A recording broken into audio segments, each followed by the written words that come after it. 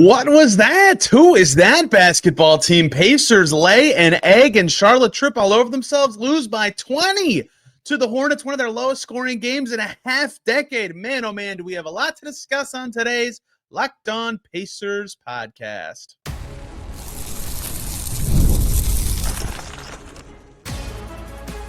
You are Locked On Pacers, your daily Indiana Pacers podcast, part of the Locked On Podcast Network. Your team every day.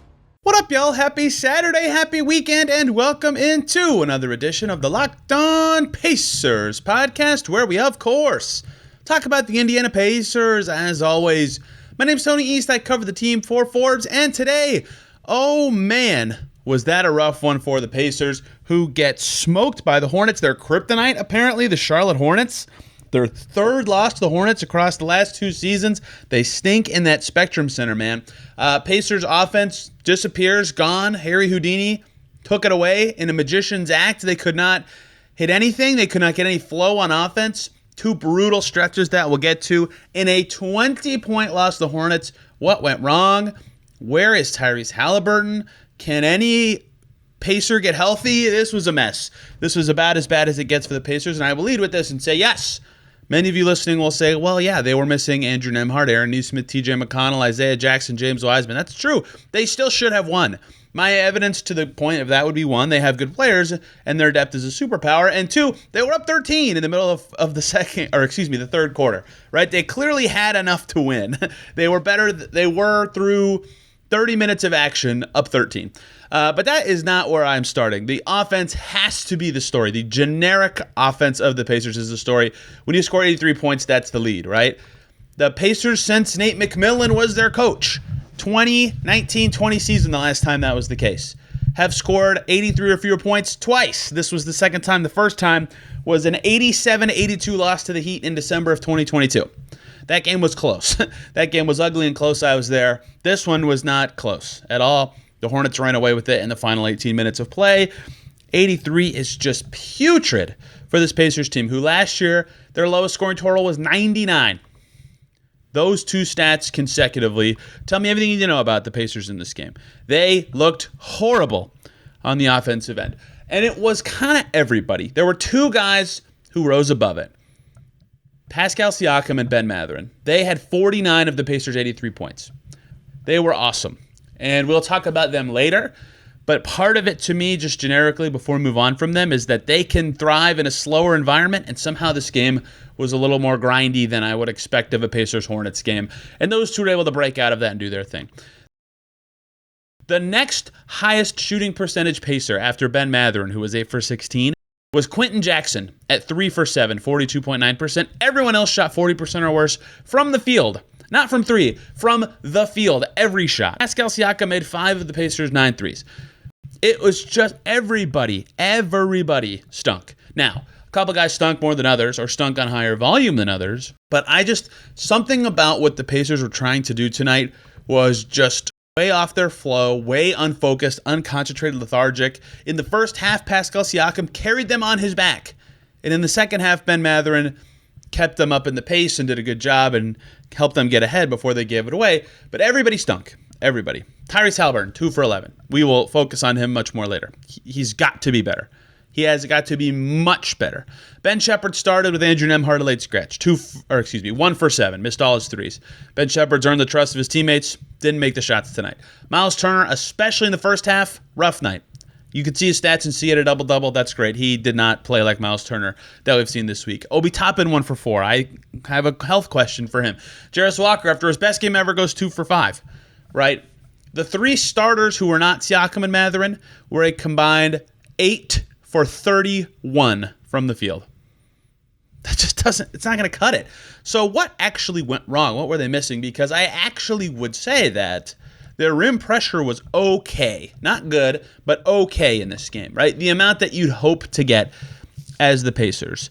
In this game, they took 39 shots from 0 to 4 feet using play-by-play stat data. Out of their 83 shots, 39. That's pretty good. 4 to 14 feet is the next range PvP stats user. They took 11 from there. So 50 of their 83 shot attempts were 14 feet and in. That's great. They've been playing well from that range this year. We talked about the shots they've been taking instead of those at times a couple of podcasts ago. It was like a week ago now. But you want those shots. They were 3 for 11 from 4 to 14 feet, almost 14% worse than the Hornets were. And at the rim, where you want to be, the Pacers took 15 more shots at the rim than the Hornets. That's awesome. They should be smiling and happy about that. And the Hornets shot almost 10% better. Pacers were 21 for 39 at the rim. They missed 18 shots within 4 feet. The Hornets were 15 for 24. So the Hornets, despite taking 15 fewer shots, are only 6 away from evening the Pacers makes at the rim. That is where the Pacers let this game get away from them a little bit, is they could not finish anything in the paint. Turner was struggling there. Haliburton was struggling. I mean, everybody was. I could go through guy by guy shot chart and lay it out for you, but they just could not get anything going at the rim. If you are on NBA.com shot charts of the game, Haliburton took 3 shots closer than, let's say, 12 feet. All 3 missed, right? Myles Turner, bunch of misses right around the basket tonight. 1, 2, 3, 4, 6 misses in the paint for Myles Turner. I'm glad you guys got to just hear me count. That's riveting stuff, right? Like that was the Pacers' problem in general in this game, was they could not finish 2-point plays. Their 3-point percentage wasn't that great either. They only took 29, which is already a problem that they're not generating the threes. The Hornets, I talked about this yesterday, took 50. That's an 8 3-point. They made 8 more threes than the Pacers. They took 7 more shots with a close free throw game because they did, shocker, better than the Pacers on the glass, including offensively. It was just a math problem, an efficiency problem, a who the heck are these Pacers problem. Their offense looked terrible, and I can't really tell you why. So I have my guesses, but it's not like the Hornets were doing anything that I thought, wow, that is so disruptive. They're doing a great job taking this or that away from the Pacers. So what I thought was, or my assessment was, the Pacers realized they had a talent advantage, and they kind of tried to just play a mismatch game, and they got too slow as a result. They were trying to get the ball to a certain guy or set up through a certain action involving a certain guy, and it either took them too long to get into it, or they just didn't flow into it. They kind of forced it, and it was too telegraphed. It wasn't Pacers' random action style. Their zip was there at times, especially in the early third quarter when they looked great. But in general, that's what it looked like to me was kind of off. And sometimes that can work, and there are 2 players who you'd consider the best at using those advantages in a game like this, played pretty well. Haliburton usually could do stuff like that, but not this year, right? They were good. That's why Mathurin had 22 points on 16 shots and got to the line, and Siakam had 27 points on 17 shots and got to the line. They were both pretty good on the offensive end. The rest of the team was not up to it, and so that was a big problem. So lots of other stuff went wrong for the Pacers in this game. Offensive rebounds for the Hornets. I talked about this yesterday. One of the few things they're good at. I thought it wouldn't be as big of a problem without Nick Richards. Tijan Salon gets 3. Moussa Diabate gets 4. Moussa Diabate was plus 34. Cody Martin was plus 39. These are not misspeaks. It was unbelievable how much that group kicked the Pacers' butts in this game. So that was a problem for the Pacers. That was clear very early. They were crushing getting to the rim early. Trey Mann was skating in there. Lots of guys were just getting where they want. And then there was a great defensive rep from Ben Mathurin on Trey Mann. Long rebound goes right to Mann. He drills a 3, goes on an 8-0 run. And just like that kind of stuff snowballs when those offensive rebounds just don't go your way. So that was what kind of the funk was early. And then, to me, the other story of this offensive funk was in the first half, Myles Turner and Tyrese Haliburton were rough. They were rough all game. Turner, in the third quarter, came alive. Great dunk with some passion, a great defensive sequence. He hit most of his shots for the whole game in the third quarter. I have a note, 2 notes consecutively from this game. One was, Turner and Haliburton both looked terrible in this first half. The next note literally says, Haliburton missed a dunk as I was typing above. Open fast break dunk, didn't quite get enough lift, rattled in and out. Horrible finishing in the lane. Halftime, Myles Turner, Tyrese Haliburton combined 3 for 18 with 7 points. In the first half, the Pacers shot 37.8% on 2s, under 50% at the rim. The Hornets were at 70%. Pacers were 1 for 8 from 4 to 14 feet. Shots they like, guys they have that can make them. We're not making them. Jarris Walker didn't follow up his game. And as soon as Brandon Miller took over in the third quarter, I think he had 17 in just the third quarter, that put it away. So I have a lot of other gripes of the way the Pacers played to get to, but that to me is thematically why they lost. Their offense stunk. They got their rhythm broken up, and numerically, to sum it up, there was a stretch of game, the last 18 minutes, right? The Pacers were up 64 to 51. They scored 8, and that was with 6 minutes to go in the third quarter. The Pacers hit that score. They were up 13. They scored 19 points the rest of the game. They also only scored 18 points in the second quarter completely, and they actually won that quarter. They defended pretty well.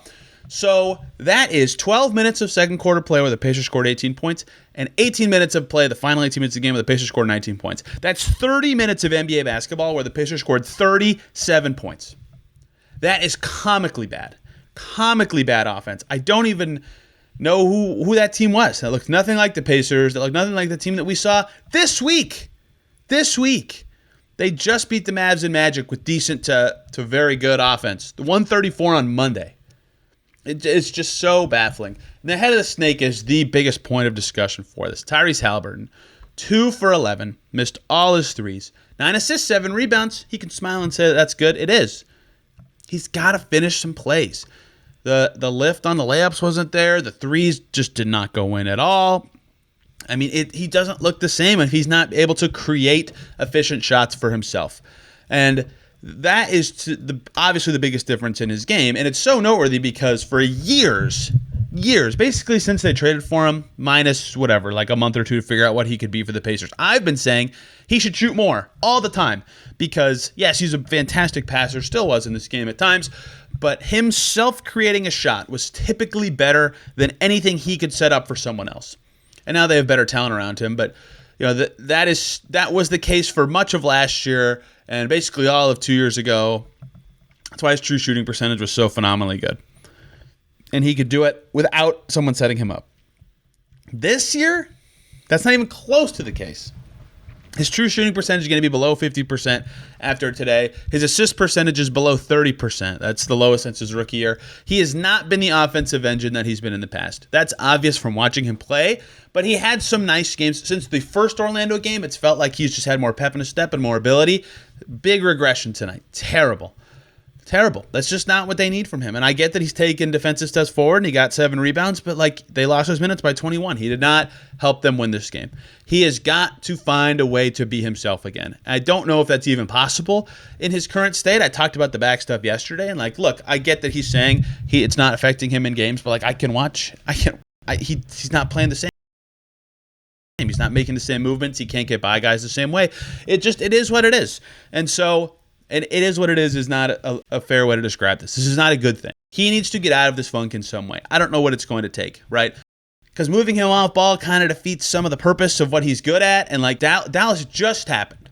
I just saw him have 25 and 12. Right? I know it's there. And he didn't even shoot that well that game. So whatever it's going to take to get him to be close to star level has to happen because he wasn't close in this game.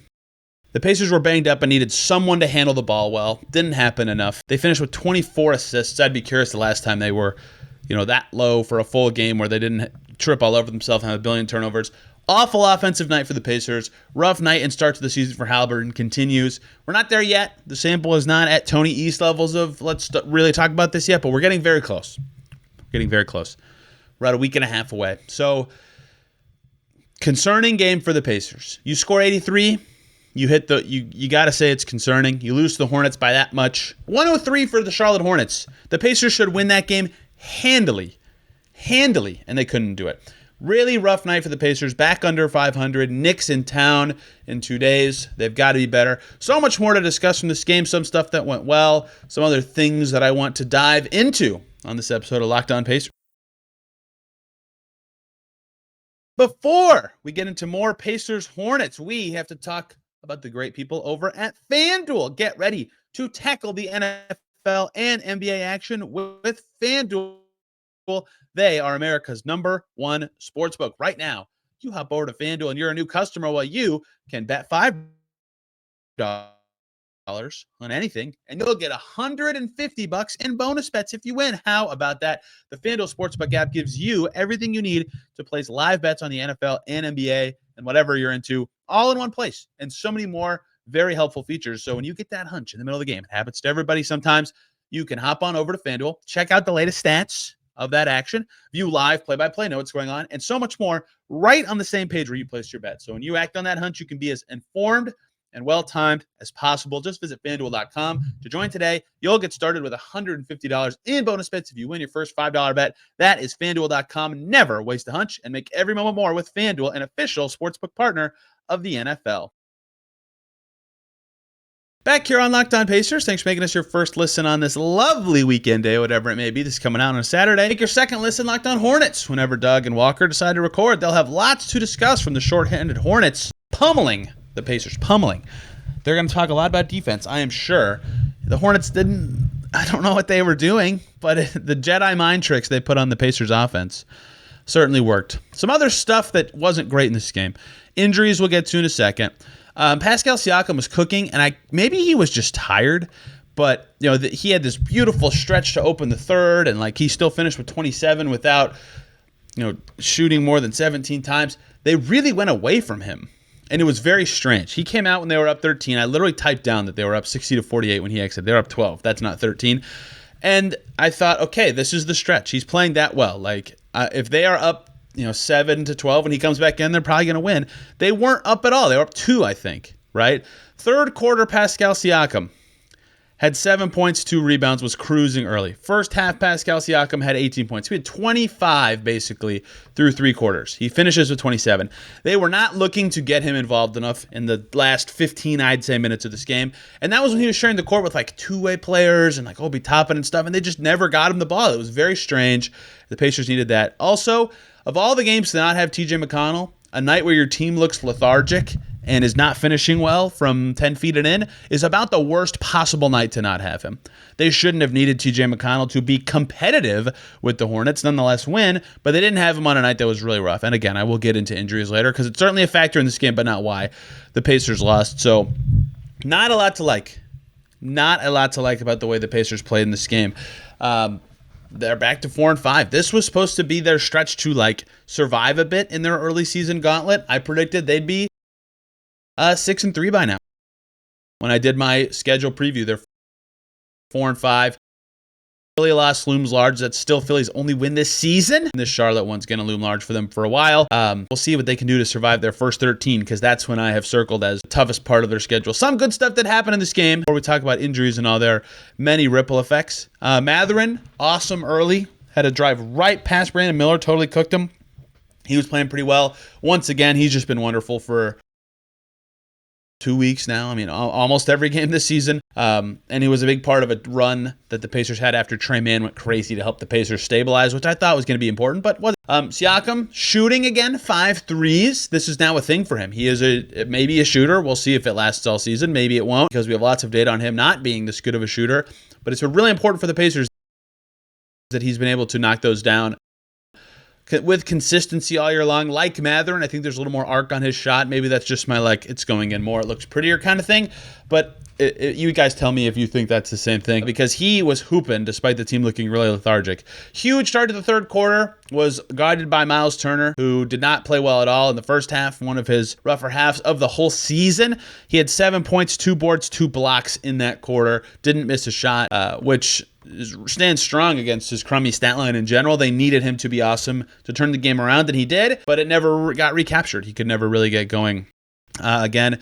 Enrique Freeman was in at the 5 to start the fourth quarter. We'll talk about the why in a second. I actually thought the energy was pretty good. They got it to 3 after being down much more than that. They almost got it to be a game where they were in crunch time. Only the second game all season, the Pacers didn't take a lead in the fourth quarter. Toppin was really rough right before that, though, and that's partially why they turned to Freeman, I think. I have another theory that I'll get to in a second. But that was a good start to the fourth with him out there. Quentin Jackson was playing okay. They almost saved the Pacers, those two guys. I mean, I always say if you have a two-way contract player who gets you one win or helps you get one win in a season, they've already helped you. Enrique Freeman did that in Detroit. They almost got another one out of those guys.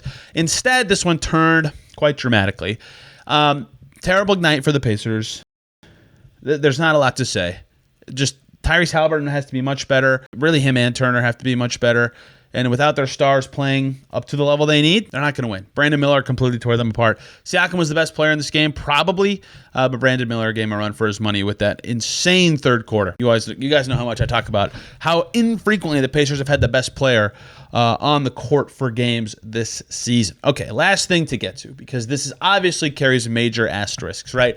So we knew already, okay, no Isaiah Jackson, no James Wiseman. We learned no Nesmith the day before. Okay, that's the same guys they were missing all week. They won 2 games. They can get by without that. But TJ McConnell sneaks into the injury report the day before the game. He's sick.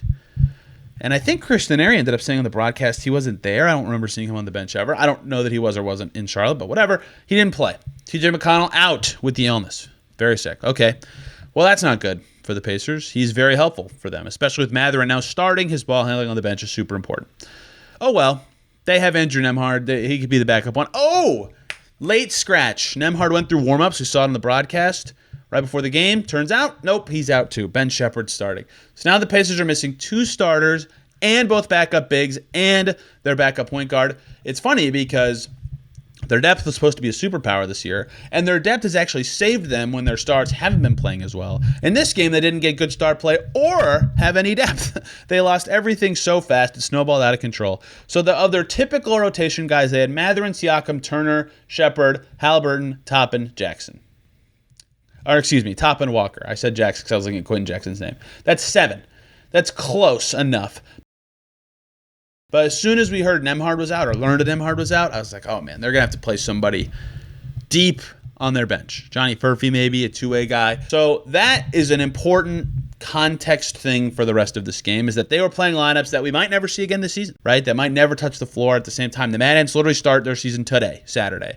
When this comes out, I mean, they need Freeman and Jackson with them, the Pacers do, so I don't think they'll go to the Mad Ants, but there was a lot of two-way guy minutes this game. Quentin Jackson played almost 20 minutes in this game. 20 minutes for Quentin Jackson. I would wager that that's his highest minute total in a game for the Pacers by a pretty healthy amount. Maybe not his career high because he was with the Wizards when they were tank-tastic. Yeah, he played over 30 minutes a game for the Wizards. His previous high minutes for the Pacers was 6 minutes and 48 seconds. So this was way more they were asking of him. He was actually okay. He started really rough. A charge, some turnovers, but finished well in the lane, was actually creating action with his drives that were forcing defenses to rotate. You all know how I feel about Quentin Jackson. I don't think he should play for the Pacers hardly ever, but he certainly has an ability to get by defenders and get into the lane. Well, that is very special. It's hard to stay in front of that guy. Furphy played like a couple rotation minutes in the first half. For his first ever rotation minutes, that was very short-lived. He didn't do a whole lot. He got a rebound in this game for his first ever NBA stat. And Enrique Freeman played 9 minutes as the backup 5. They needed him to do it. He had a couple nice defensive sequences in there. None of those guys were good or bad. And in fact, they were fine. They were capable enough NBA players. But the fact they needed to play was relevant, right? There's less chemistry there for all of the Furphy, Jackson, Freeman trio with the rest of the team. The amount they were relied on is certainly more than you ever really expect. If you're the Pacers, maybe in Furphy's case at some points, I guess. But he played less than 4 minutes in total. So that was all really rough, right? Mathurin plays over 36 minutes in this game. Siakam gets to 33.5. Haliburton over 34. They needed those guys to play a bunch. Only one bench player with over 20 minutes, and it was Obi Toppin. And that's something else that happened in this game. Obi Toppin, 2 points, minus 22, 2 rebounds, 1 assist, 1 steal, 1 for 4 from the field. He was not playing well anyway. And then in the fourth quarter, they started Freeman in the game. And then the first time out of the fourth quarter, I think is when it was, the broadcast cuts back. The camera's on the bench, and Obi Toppin is stretching his left leg, but not by stretching his leg, by holding one of those rubber exercise bands to swing it in the air. I wonder if he was hurt in this game because he was moving weird and was not playing well enough at all. I mean, they can't afford to lose more guys. They're already so banged up. It's remarkable what the Pacers are going through. But if he truly was hurt, and that's their only 5 left, they need a center as fast as possible. So I don't know if Toppin played bad or if he was hurt or both, but that was also really rough. So that's important to note about this game, is that, yes, a lot went terrible. They also had a terrible circumstance involved with it. 24 plus 9. 33 combined minutes for Quentin Jackson, Johnny Furphy, and Enrique Freeman might end up being the season high. That we'll see what that comes to, but the fact that they needed to play that much certainly says a lot. And They just had to play some goofy lineups. Pacers need any ball handling back. They need their team intact. And they might need a center soon, especially if Obi's out. Then they really need a center. And they need a center ASAP on this team because they're now under 500 with the Knicks in town on Sunday, 5 p.m.